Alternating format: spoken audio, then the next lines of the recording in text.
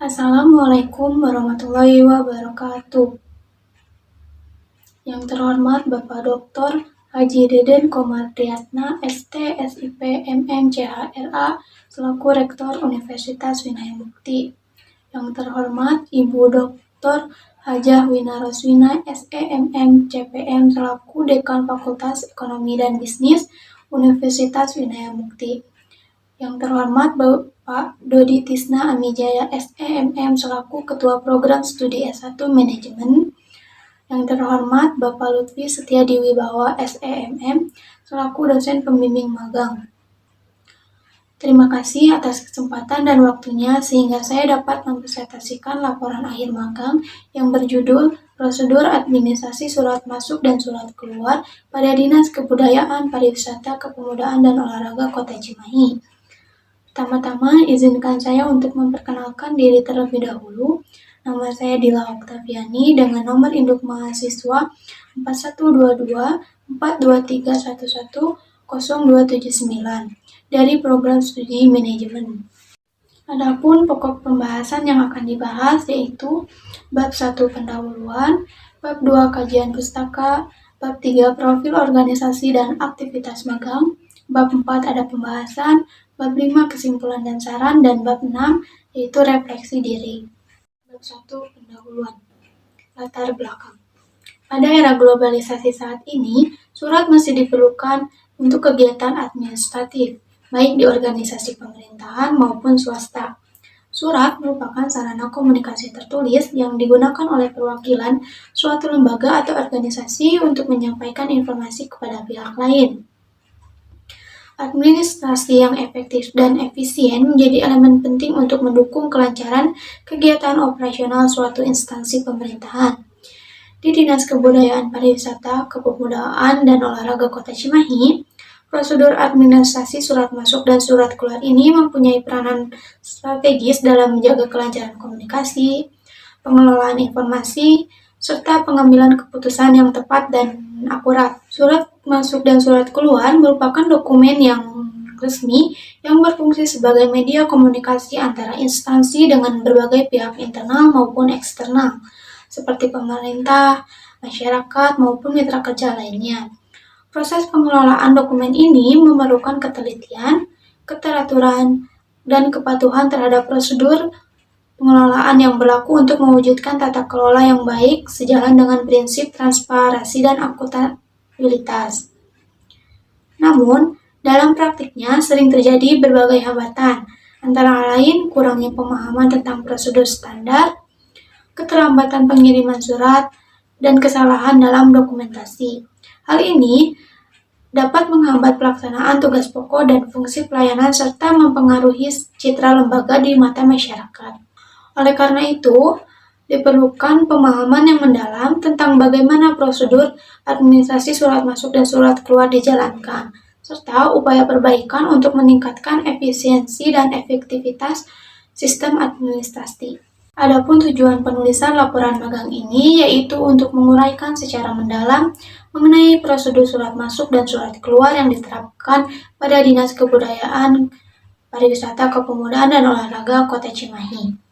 Berdasarkan latar belakang yang telah diuraikan, maka dapat diambil tujuan dari penulisan magang ini yaitu yang ke-1 untuk menganalisis prosedur surat masuk dan surat keluar, yang kedua untuk mengevaluasi efektivitas prosedur yang diterapkan, yang ketiga untuk memberikan masukan untuk meningkatkan efisiensi dan efektivitas, dan yang keempat untuk meningkatkan pemahaman tentang pentingnya administrasi surat. Yang selanjutnya yaitu bab 2 kajian pustaka. Pengertian administrasi. Secara etimologis, administrasi berasal dari bahasa Inggris yaitu administration dengan bentuk infinitive to administer yang diartikan sebagai to manage atau mengelola. Administrasi mempunyai pengertian dalam arti sempit dan arti luas. Menurut Silalahi, tahun 2013, dalam arti sempit, administrasi sering diartikan sebagai kegiatan ketatausahaan. Tata usaha pada hakikatnya merupakan pekerjaan pengendalian informasi. Tata usaha juga sering diartikan sebagai kegiatan yang berkaitan dengan tulis-menulis atau mencatat, menggandakan, menyimpan, atau yang dikenal sebagai clerical work.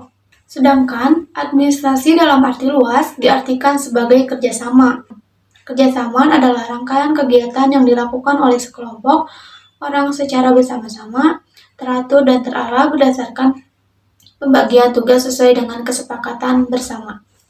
Administrasi juga dapat dirangkum dalam 3 kelompok, yaitu yang pertama yaitu korespondensi atau surat menyurat, merupakan rangkaian aktivitas yang berkaitan dengan pengiriman informasi secara tertulis seperti penyusunan, penulisan, sampai dengan pengiriman informasi kepada pihak yang dituju.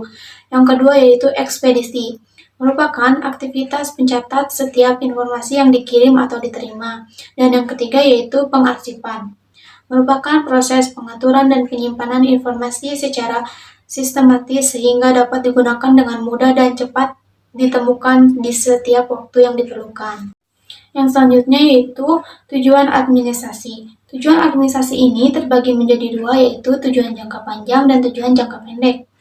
Tujuan jangka panjang yaitu tujuan yang bersifat jangka panjang dan lebih fokus pada organisasi itu sendiri, yang berarti bahwa adanya sistem pengelolaan dimaksudkan untuk mencapai sasaran sebuah organisasi. Yang kedua yaitu tujuan jangka pendek. Tujuan administrasi jangka pendek ini dalam suatu organisasi bersifat lebih sederhana, seringkali ditetapkan oleh bagian-bagian kecil dari organisasi untuk kebijakan divisi mereka. Tujuan jangka pendek ini cenderung lebih terfokus dengan cakupan yang terbatas dan kriteria yang juga tidak luas. Fungsi administrasi.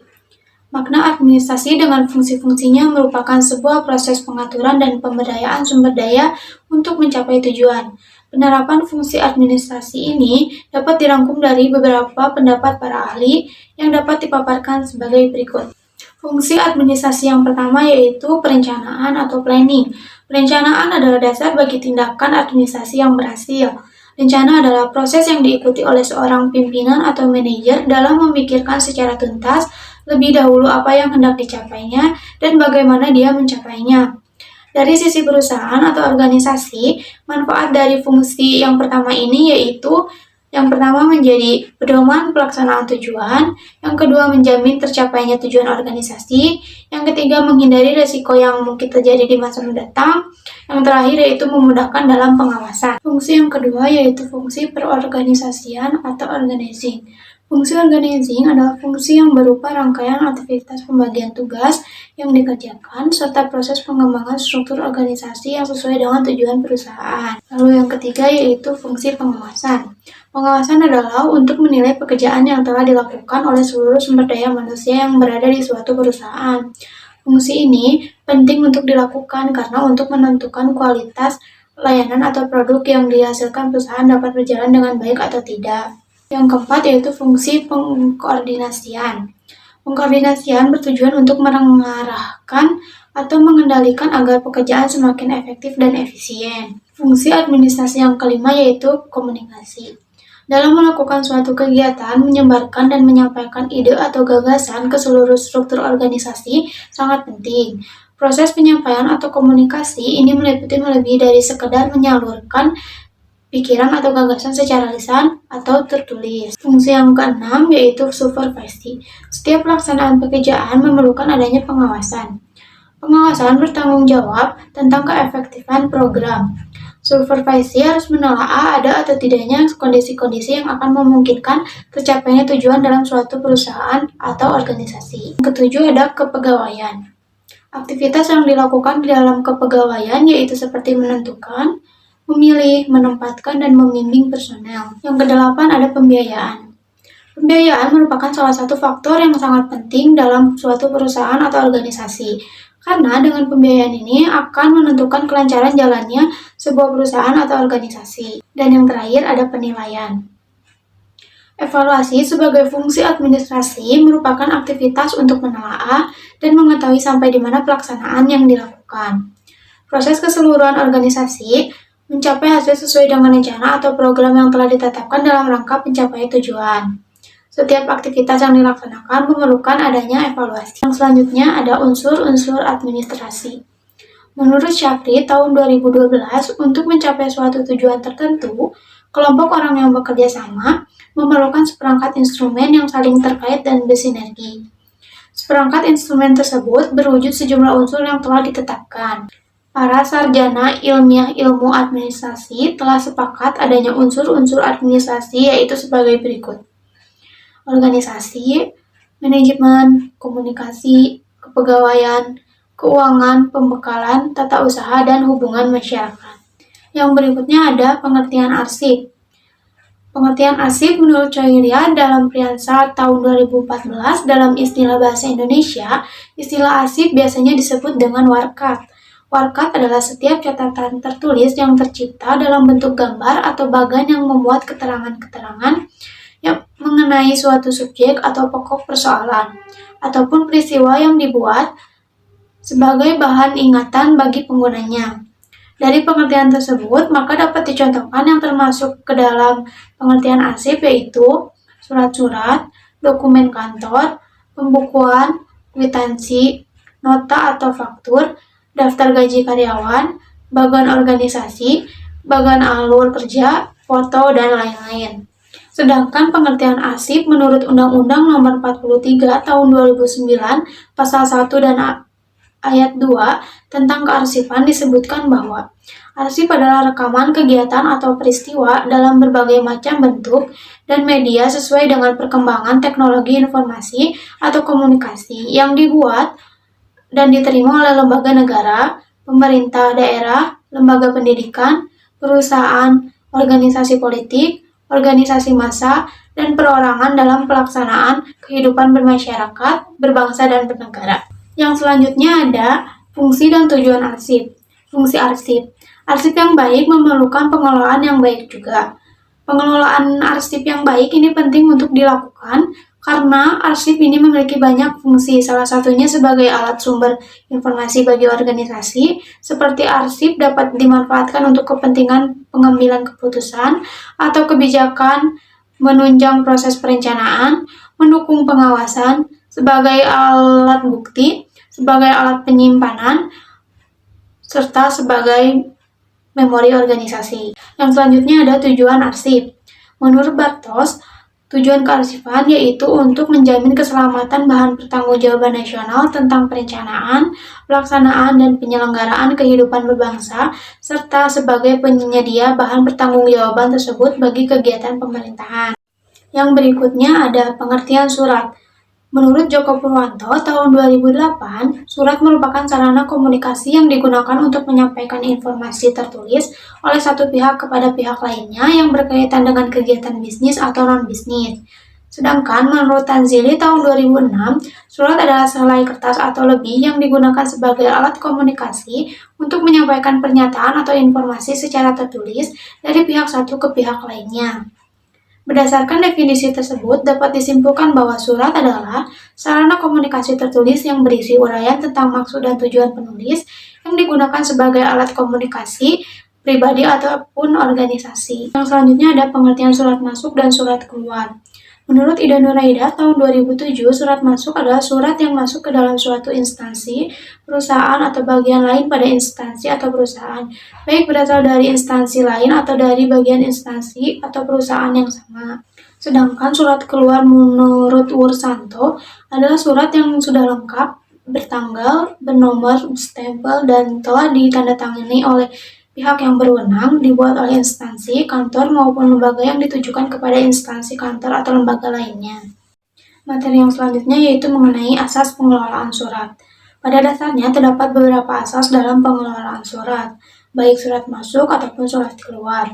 Untuk menentukan asas tersebut terdapat beberapa pertimbangan seperti lokasi dari setiap unit kerja, volume surat yang besar, jumlah pegawai, dan lain-lain.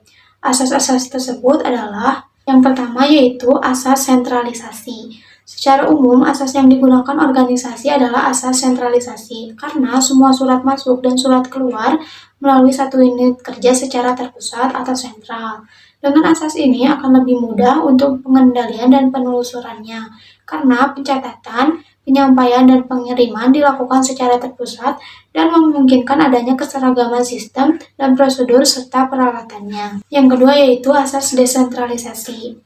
Asas ini adalah kegiatan pengelolaan surat, baik surat masuk ataupun surat keluar, sepenuhnya dilakukan oleh masing-masing unit kerja dalam suatu organisasi. Unit kerja bertanggung jawab dalam melakukan penerimaan surat, pencatatan, pendistribusian, dan pengiriman surat. Dalam asas ini, bagi organisasi yang unitnya terpencar atau memiliki kantor cabang pada beberapa tempat akan lebih mudah dan efisien jika dilakukannya secara desentralisasi, di mana masing-masing unit organisasi melakukan kegiatan pengelolaan surat dinas tersendiri. Kelebihan dari asas desentralisasi ini adalah penyimpanan surat ke meja menjadi lebih cepat dan surat tersebut menjadi lebih cepat diproses dan ditindaklanjuti. Kekurangannya yaitu kemungkinan terjadinya ketidakseragaman sistem dan prosedur pengendalian dan pencatatan surat, penggunaan sarana dan peralatan yang tidak efisien. Dan yang ketiga yaitu asas gabungan. Asas gabungan merupakan asas kombinasi antara asas sentralisasi dan asas desentralisasi. Dalam arti sentralisasi terhadap prosedur, sistem peralatan, dan sumber daya manusia kearsipan yang dilakukan oleh unit kearsipan dan desentralisasi dalam pelaksanaannya. Asas ini dilakukan oleh organisasi yang relatif besar dengan kegiatan dan bobot pekerjaan yang relatif kompleks dan juga untuk mengantisipasi kelemahan-kelemahan dari kedua asas di atas. Pokok pembahasan selanjutnya yaitu bab 3 profil organisasi dan aktivitas magang. Profil organisasi yaitu Disbud Parpora Kota Cimahi merupakan perangkat daerah yang bertugas melakukan urusan pemerintahan daerah di bidang kebudayaan, pariwisata, kepemudaan, dan olahraga. Pemerintahan Kota Cimahi bersama-sama dengan Dewan Perwakilan Rakyat Daerah telah berhasil menetapkan Peraturan Daerah Nomor 6 Tahun 2016 tentang pembentukan dan susunan perangkat daerah Kota Cimahi. Dinas Kebudayaan, Pariwisata, Kepemudaan, dan Olahraga Kota Cimahi merupakan perangkat daerah baru yang sebelumnya tergabung di Dinas Koperasi UMKM, Perindustrian, Perdagangan, dan Pertanian atau Diskopindaktan, serta Dinas Pendidikan, Kepemudaan, dan Olahraga atau Disdikpora. Disbud Parpora mempunyai kewenangan dalam urusan wajib yang merupakan unsur pelaksana otonomi daerah di bidang kebudayaan, pariwisata, kepemudaan, dan olahraga. Adapun visi Disbud Parpora Kota Cimahi yaitu 1. Menjadikan Kota Cimahi sebagai kota yang memiliki kebudayaan yang kaya dan beragam. Yang kedua yaitu meningkatkan kualitas hidup masyarakat melalui pengembangan pariwisata, kepemudaan, dan olahraga. Dan yang terakhir yaitu membuat Kota Cimahi sebagai tujuan wisata yang menarik dan berkelanjutan. Sedangkan misi Disbud Parpora Kota Cimahi yaitu 1. Mengembangkan dan melestarikan kebudayaan lokal. Yang kedua, meningkatkan kualitas pariwisata melalui pengembangan infrastruktur dan promosi. Yang ketiga, meningkatkan kualitas hidup pemuda melalui pengembangan program kepemudaan. Yang keempat, meningkatkan prestasi olahraga dan kualitas hidup masyarakat. Dan yang terakhir, membangun kerjasama dengan stakeholder untuk mengembangkan kebudayaan, pariwisata, kepemudaan, dan olahraga. Organisasi Disbud Parpora Kota Cimahi yaitu sebagai berikut. Yang selanjutnya ada aktivitas magang. Praktik magang ini dilaksanakan dalam jangka waktu kurang lebih 3 bulan atau 66 hari kerja, terhitung pada tanggal 14 Oktober 2024 sampai 3 Januari 2025. Adapun jam kerja pada Disbud Parpora Kota Cimahi yaitu hari Senin sampai dengan hari Kamis, pukul setengah 8 pagi sampai jam 4 sore, sedangkan hari Jumat pukul setengah 8 pagi sampai dengan setengah 5 sore. Selama melaksanakan kegiatan magang ini, praktikan diposisikan di bidang kepemudaan dan olahraga pada bagian administrasi surat masuk dan surat keluar. Adapun tugas yang diberikan yaitu 1. Mengelola surat masuk dan surat keluar pada buku register surat masuk dan keluar, serta mendistribusikannya kepada Kepala Bidang Kepemudaan dan Olahraga. Yang kedua yaitu membantu dalam penyusunan surat keluar seperti surat undangan, surat permohonan, dan lain-lain. Dan yang ketiga yaitu membantu memfotokopi dan memindai dokumen surat-surat bidang kepemudaan dan olahraga.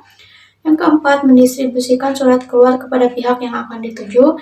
Dan yang kelima yaitu mengarsipkan surat dengan sistem persubbagian.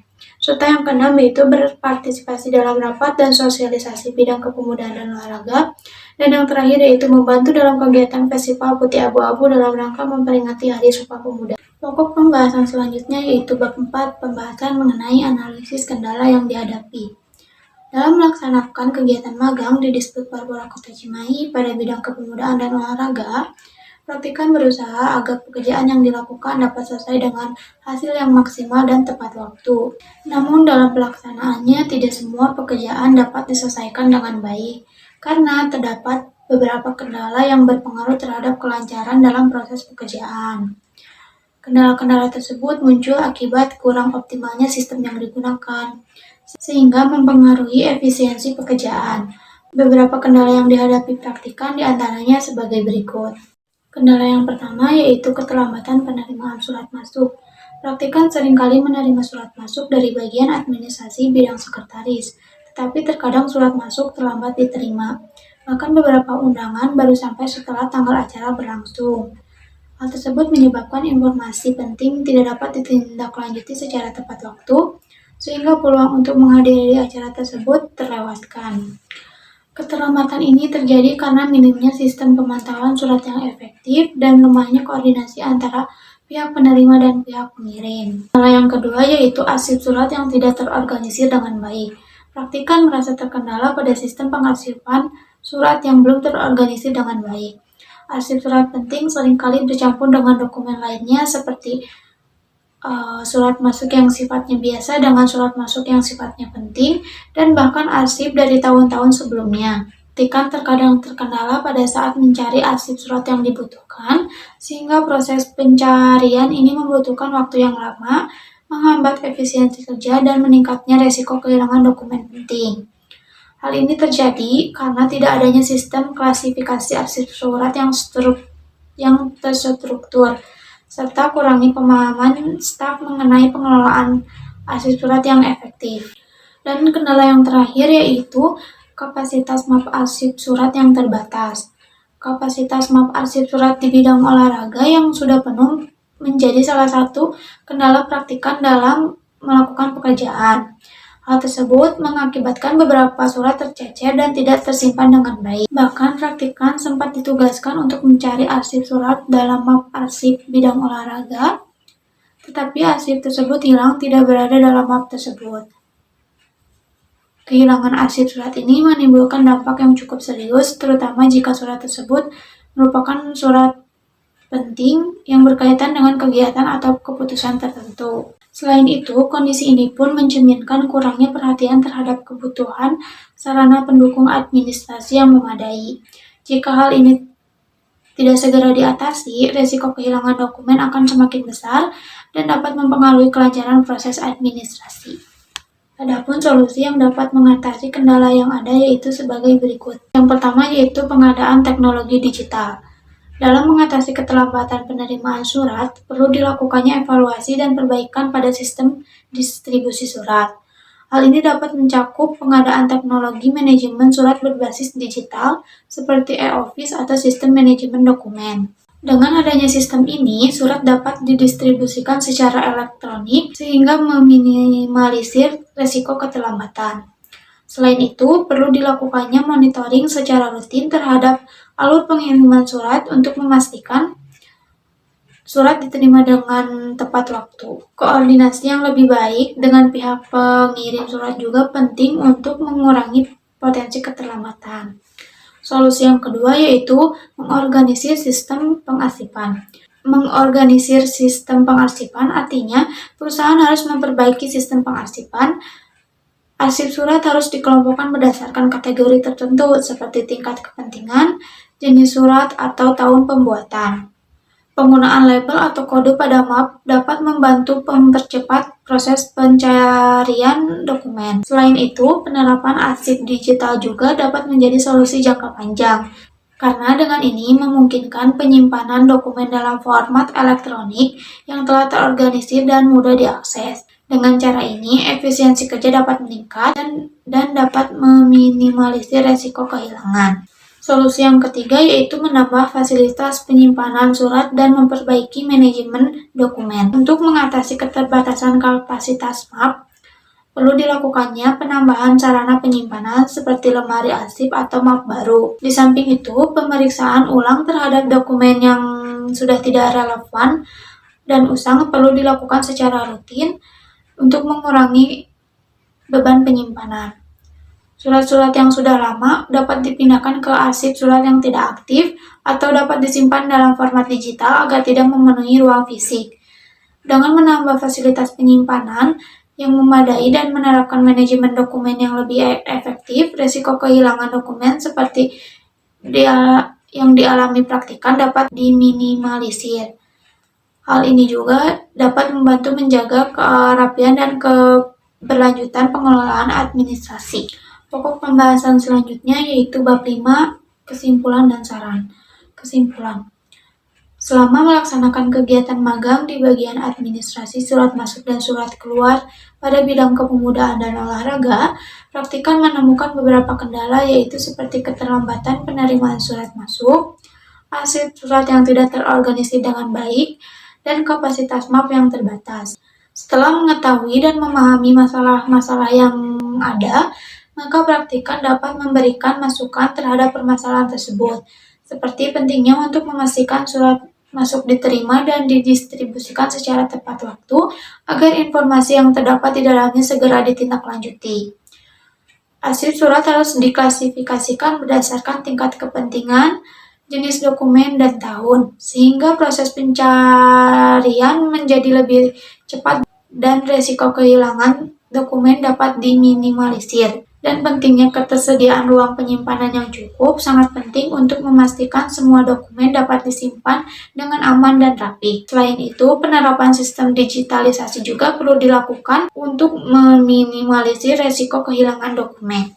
Adapun saran yang dapat disampaikan oleh praktikan yaitu yang pertama bagi Disbud Parpora Kota Cimahi. Untuk meningkatkan sistem distribusi surat, praktikan menyarankan untuk menggunakan teknologi manajemen surat berbasis digital guna mempercepat distribusi dan meminimalisir risiko keterlambatan. Instansi perlu memperbaiki sistem pengarsipan agar dapat mengimplementasikan sistem pengarsipan yang lebih terstruktur dengan kategori tertentu seperti tingkat kepentingan, jenis, dan tahun. Praktikan pun menyarankan untuk menggunakan arsip digital untuk meningkatkan efisiensi dan mengurangi risiko kehilangan. Selain itu, praktikan juga menyarankan untuk mengadakan fasilitas penyimpanan tambahan yang memadai untuk mengakomodasi kebutuhan pengelolaan dokumen. Yang kedua yaitu bagi program studi manajemen. Sebaiknya pihak kampus dapat memperluas jaringan kerjasama dengan instansi atau perusahaan, baik pemerintah maupun swasta. Tujuannya agar mahasiswa bisa lebih mudah pada saat ingin melaksanakan praktik magang ini. Pokok pembahasan yang terakhir yaitu bab 6, refleksi diri. Adapun refleksi praktikan terhadap pelaksanaan magang ini yang dilaksanakan selama 3 bulan, praktikan menemui berbagai pengalaman yang belum pernah praktikan alami sebelumnya, sehingga cara berpikir praktikan akan semakin terbuka luas dan memperoleh pengetahuan baru dari tempat magang. Meskipun terdapat beberapa hambatan seperti adaptasi dengan sistem kerja atau keterbatasan fasilitas, praktikan merasa pengalaman ini telah membentuk praktikan menjadi individu yang lebih kuat, terorganisir, dan mampu mencari solusi kreatif untuk menghadapi tantangan.